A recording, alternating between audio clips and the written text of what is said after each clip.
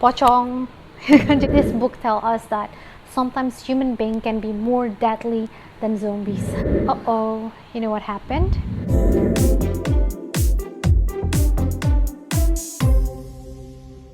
Hai guys, welcome back to my YouTube channel. Nama gue Gia, dan video kali ini adalah video posting bareng dengan Booktube ID, dimana tiap bulan temanya tuh beda-beda. Nah, tema bulan Oktober ini adalah buku creepy atau buku horor yang bikin merinding. Karena menjelang Halloween juga, jadi gue akan memberikan rekomendasi 13 buku horor yang kalau kita baca bisa bikin kita merinding.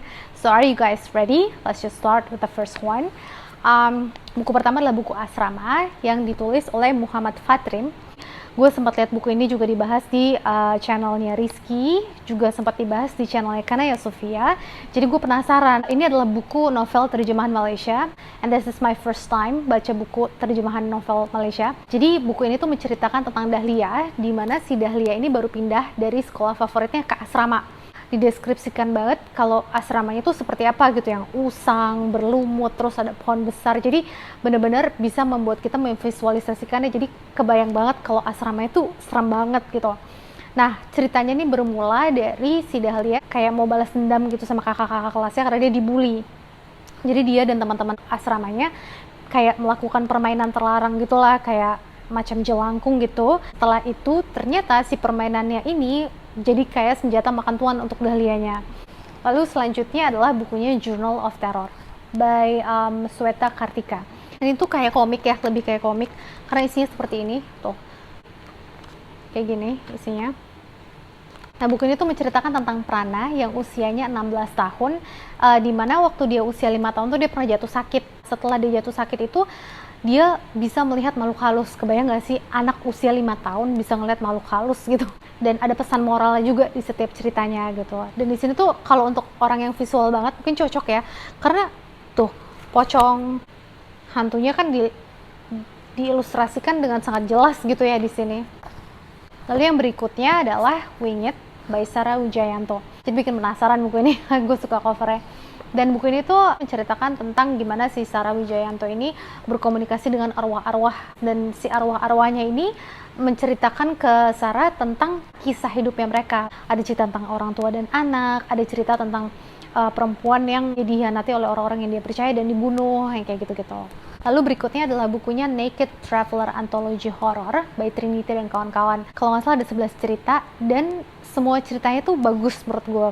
Jadi ceritanya tuh ditulis oleh penulis yang berbeda-beda, di mana mereka semua menceritakan tentang kisah mereka pada saat traveling gitu. Gue suka buku ini karena make sense gitu. Nggak semuanya ceritanya tentang penampakan langsung. Ada yang cuma cerita tentang suara ketukan, mimpi buruk, kayak gitu-gitu. Tapi dapet banget vibe-nya. Lalu berikutnya adalah bukunya Zombie Tales from Dead Woods by Rhiannon Frater. Buku ini menceritakan tentang beberapa short stories. Kalau nggak salah ada 6 atau 7 short stories gitu. Dan semua short storiesnya seru ceritanya. Ada yang menceritakan tentang kebrutalan zombie, tapi ada juga yang menceritakan tentang kebrutalan manusia gitu. This book tell us that sometimes human being can be more deadly than zombies. Gue kurang suka sama covernya, biasa aja gitu ya, nggak ngeri-ngeri banget. Jadi gue agak skeptis.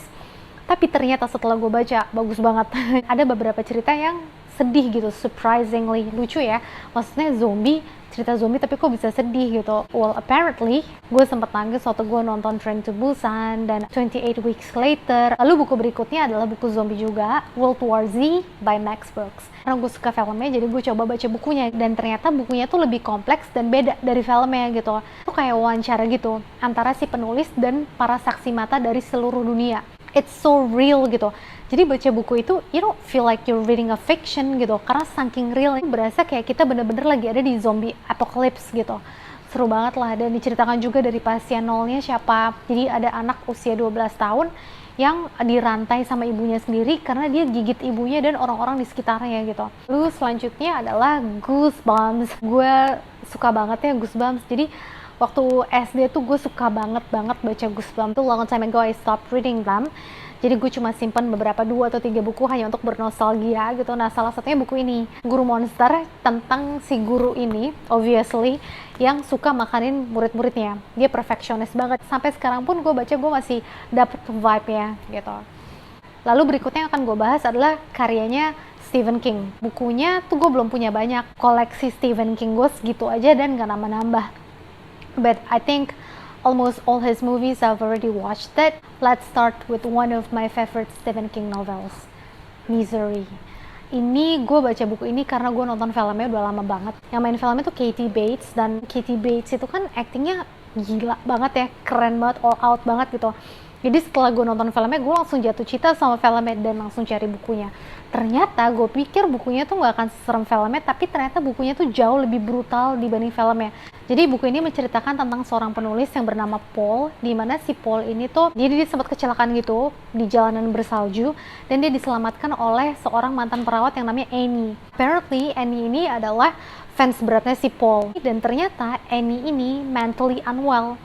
Jadi selama Paul dirawat sama Annie, ya Paul hell on earth banget. Yang suka filmnya, you guys really have to read this book, karena nyesel kalau nggak baca bukunya. Lalu selanjutnya adalah Carrie, again by Stephen King. Ini juga gue nonton filmnya dulu baru baca bukunya. Gue suka kedua filmnya, gue suka film originalnya, gue juga suka remake-nya. Gue prefer originalnya, lebih dapet gitu horornya. Tapi remake-nya juga bagus, dan bukunya juga bagus. Jadi buku ini tuh menceritakan tentang Carrie, anak usia 16 tahun, dimana si Carrie ini ibunya tuh fanatik banget agamanya. Jadi si Carrie suka dibully lah di sekolahnya dia gitu. Sampai one day dia sadar bahwa dia tuh punya telekinesis, dan dia mencoba untuk kayak mengasah kemampuannya dia gitu. Sampai satu hari di malam prom night, dia udah nggak tahan sama temen-temennya yang udah ngebully dia keterlaluan banget, dan dia membalaskan dendamnya ke seluruh teman-temannya di malam prom night itu. Dan itu scene-nya baik di buku ini maupun di filmnya itu bener-bener it's impossible if you're not getting goosebumps. Carrie by Stephen King. Selanjutnya adalah bukunya Stephen King lagi, The Long Walk. Gak unik ya, karena buku ini kalau nggak salah tahun berapa ya, 1970-an, 1979 kalau nggak salah. Jadi waktu dia menerbitkan buku ini, you know what happened? Lampu gue tiba-tiba mati aja loh. Seriously, it's real. Lampu gue tiba-tiba mati ketika gue, if you guys notice, mungkin di video juga kelihatan ya, tiba-tiba agak gelap gitu, ada perubahan cahaya. Oke, spooky. Oke, kita lanjut lagi. Jadi ini adalah The Long Walk. Yang bikin unik adalah ketika buku ini terbit, dia menerbitkan buku ini bukan sebagai Stephen King, tapi sebagai Richard Bachman. It's like his little experiment gitu. Dia ingin membuktikan pada dunia bahwa orang-orang tuh suka buku-bukunya dia, karyanya dia, bukan karena namanya Stephen King, tapi karena memang karyanya bagus gitu. Jadi The Long Walk ini menceritakan tentang kontes jalan jarak jauh yang diadakan setiap tahun. Intinya adalah satu, walk or you die. Jalan atau kamu mati gitu. Tapi kan it's not that simple gitu. Kebayang gak sih kalau misalnya kita wanna go for number 1 or number 2 gitu, pipis atau buang air besar, atau misalnya kita kakinya kram, atau kita ngantuk, atau kita haus dan lain-lain gitu. But this game doesn't care about you. Ya kamu harus jalan terus, otherwise you're gonna die gitu. And if you guys love movies like Hunger Games, Alice in Borderland, atau Squid Game, you're gonna love this book karena vibe-nya mirip-mirip gitu. Keren banget lah Stephen King. Lalu selanjutnya adalah buku terbarunya Stephen King yang judulnya If It Bleeds. Ini buku terakhir, karya terakhir Stephen King. Buku ini tuh terbagi menjadi 4 novela atau 4 cerita yang masing-masing cerita tuh of course super creepy dan keren banget. Bahkan salah satu novelanya yang kebetulan jadi opening di sini yang judulnya Mr. Harrigan's Phone itu akan difilmin.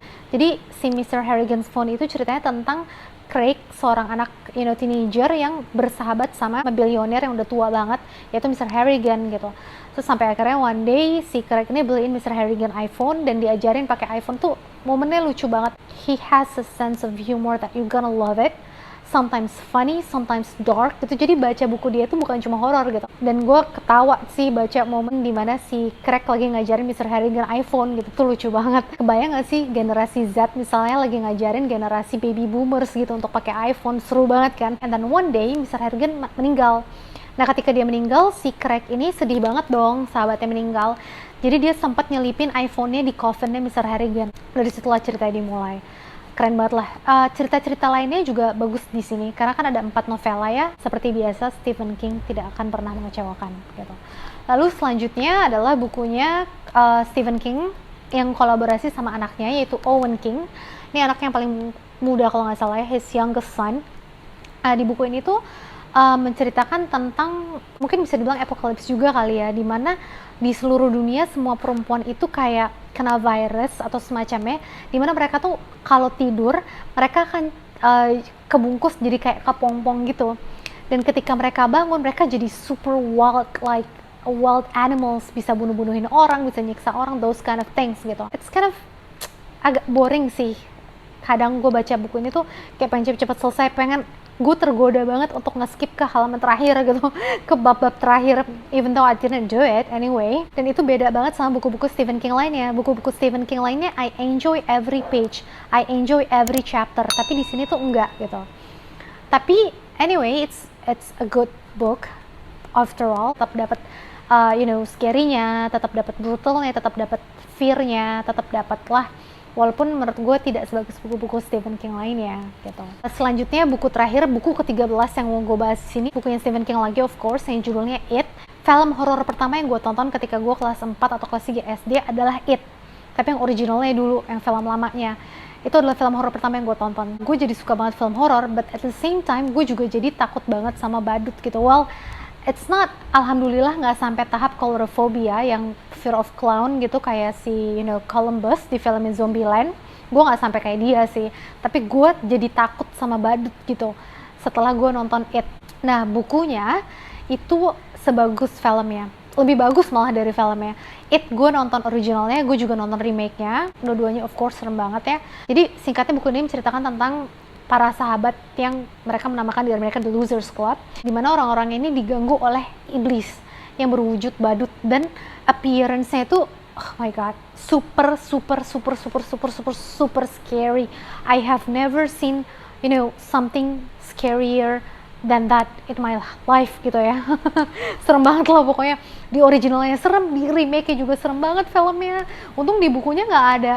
Tapi kan, sometimes our imagination go even wilder than our visual gitu kan. Oke, jadi The Losers Club ini suka diganggu sama iblis yang berwujud badut yang super serem itu gitu.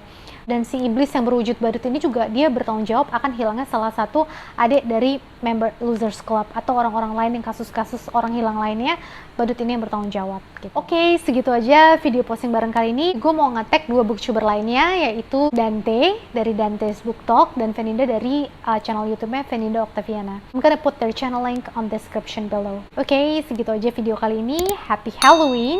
Thank you so much for watching, and then I'll see you on the next video. Bye-bye!